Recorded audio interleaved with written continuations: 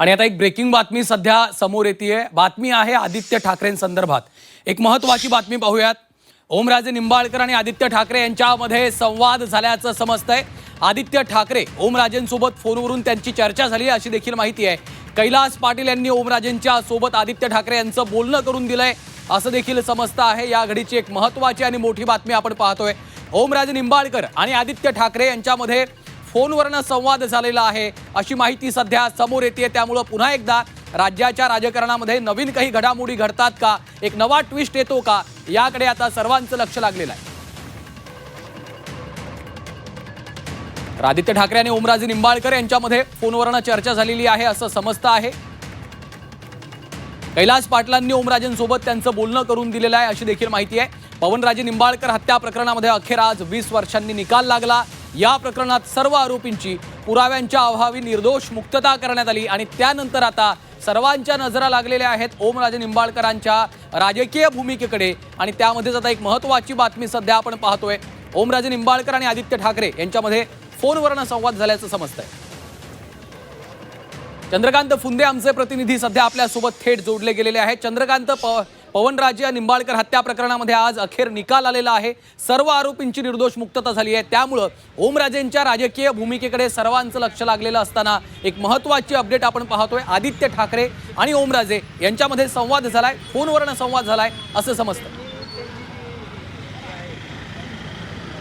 होय, बरोबर आहे।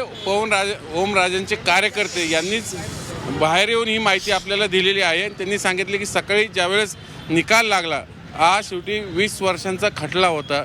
मुळात ओमराजेंचं राजकारण हे पवनराजेंच्या हत्येनंतर सगळं सुरू झालं आणि त्यांना शिवसेनेने आधार दिला, हे सगळं नेतृत्व उभं राहिलं। ओमराजेंच्या राजकारणाला नेहमी भावनिक किनार राहिलेली शिवसेना त्यांच्या सोबत राहिली।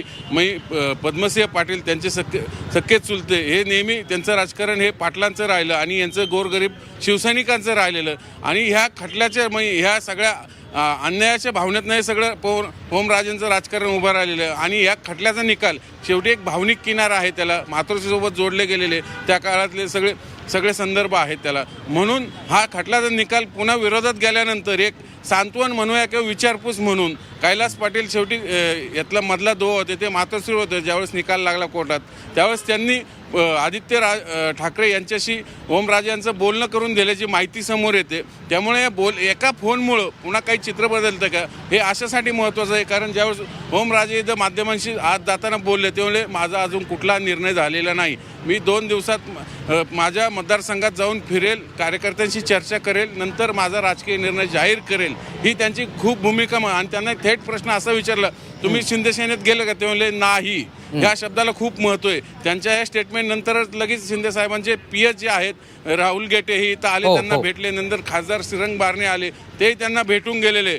त्यामुळं आणखून त्यांचा काही निर्णय झाला की नाही नक्कीच। आणि ह्या निर्णयाच्या पार्श्वभूमीवर आदित्य ठाकरेंशी त्यांचं झालं सकाळचं बोलणं, याला खूप राजकीय संदर्भही आहेत। निश्चितच त्यामुळे आता पुन्हा एकदा या संपूर्ण घडामोडींमध्ये काही नवा ट्विस्ट येतो का, हे आपल्याला पाहायचंय। धन्यवाद चंद्रकांत या माहितीसाठी।